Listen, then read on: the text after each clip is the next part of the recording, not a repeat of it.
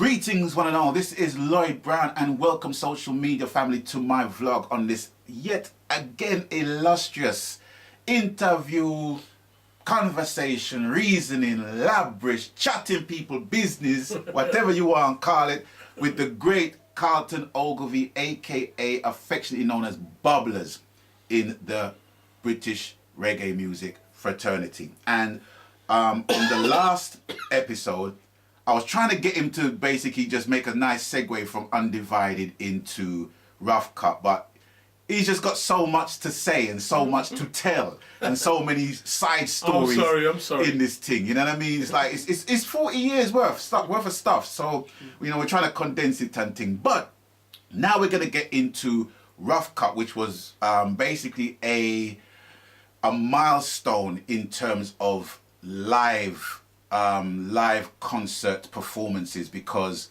in my career there was only really two bands of my knowledge that was really ripping things up. One was the Instigators with Mafia and Fluxy, and Rough Cut.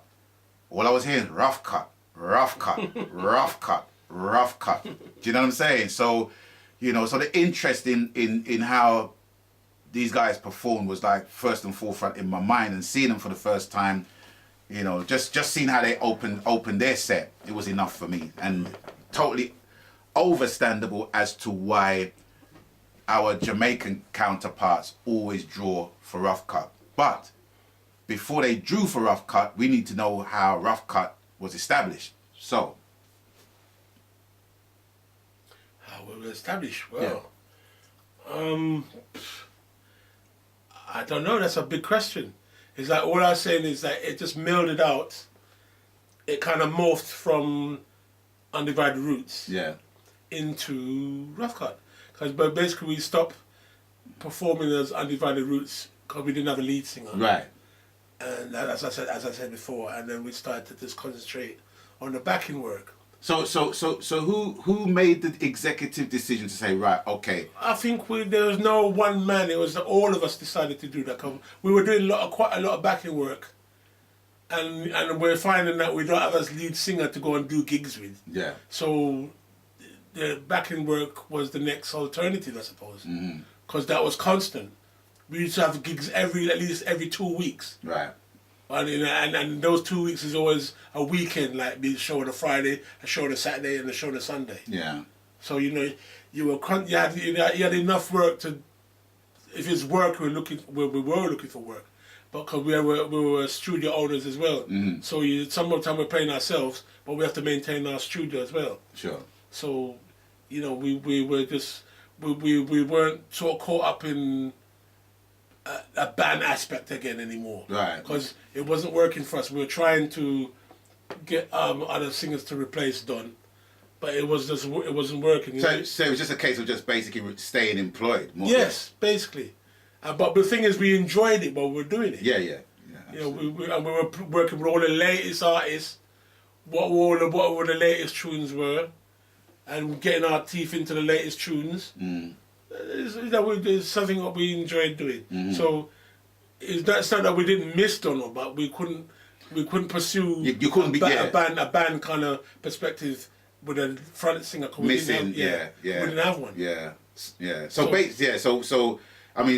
what you're basically saying is that yes, we was just doing what we was doing, but without a lead vocalist and an international lead vocalist, as it were, to not so much replace Don, but for you to be featured as an outfit with that entity as an international lead vocalist for just for you to keep staying and do your thing. So who was so it was basically the same artist that you was backing before as Undivided that you was it's kind of just melding, rolling around. But it'd be obviously by the time Rough Cut came around. There were new artists coming to the fore, so you work with a new artist. Yeah. But you always were working with a veteran artist then, but you're working with a new artist as well. So it's always kept interesting. So with the new artists, can you say which of the new generation of artists those times that really appealed to you from a live perspective? Which one really stuck in your mind in all the time you was performing as Rough Cut? I really can't think, you know. There's so much. I can't think of any directly. But what I can say though, we liked working with the veteran artists because we had a synergy with that. A lot of us were grew up in those times. Sure. So we could relate to those tunes with a lot of the older artists. Right. You know, I'm talking even the real old artists like U-Roy and John Holt. And we were kids when they were in their not heights of their careers, but when they're in their careers and they build and working, and then you come start to work with them, you know, in as you became captains of your own ship, as you say. Yeah. So you know, it's like it's a big nostalgic trip for us. So that's why we took that on, like I said before, and it was important for us to replicate those tunes as best as we could. Yeah.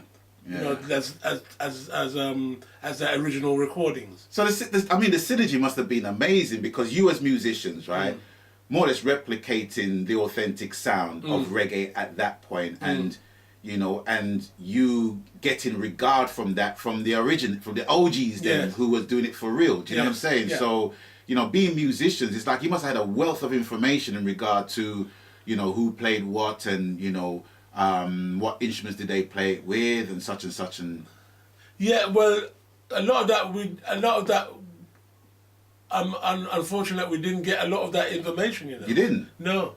Because like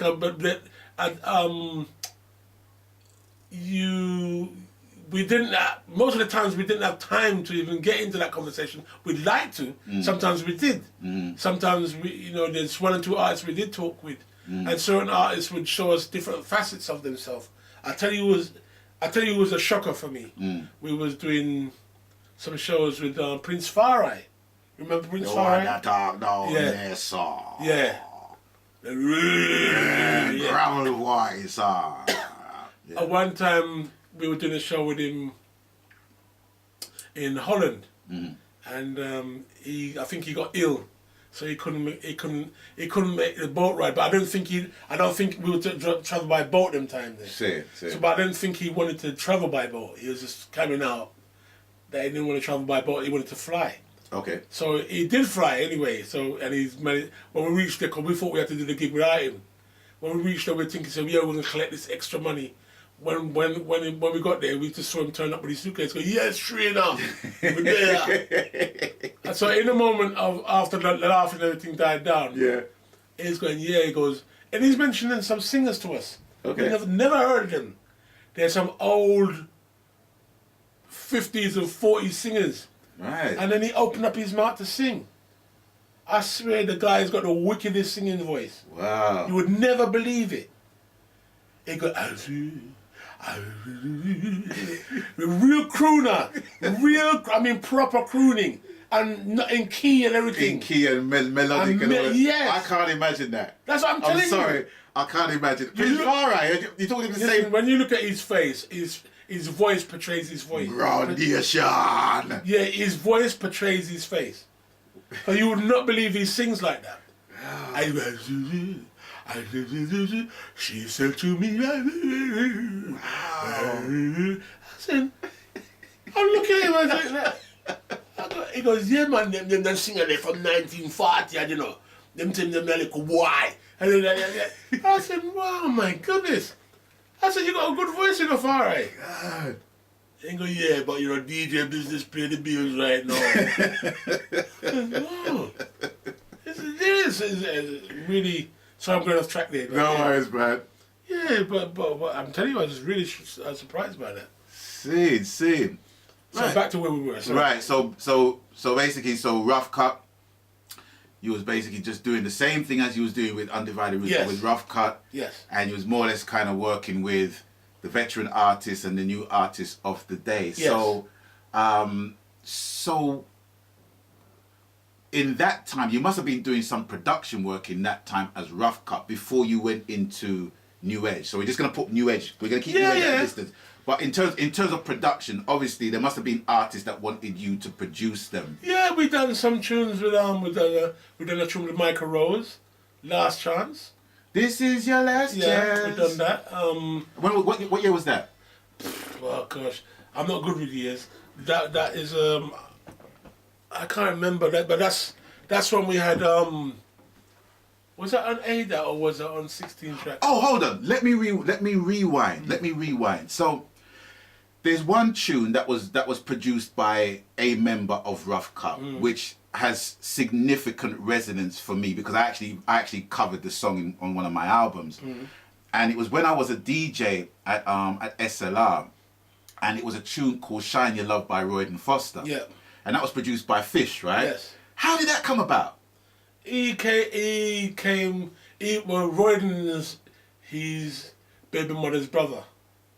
Okay. Right, so Royden came to me and said, "Boy, I got this tune in my head." You know, so he's singing it to Fish. Fish laid the drums down Okay. and laid the bass down, but he didn't have no chords or anything like that.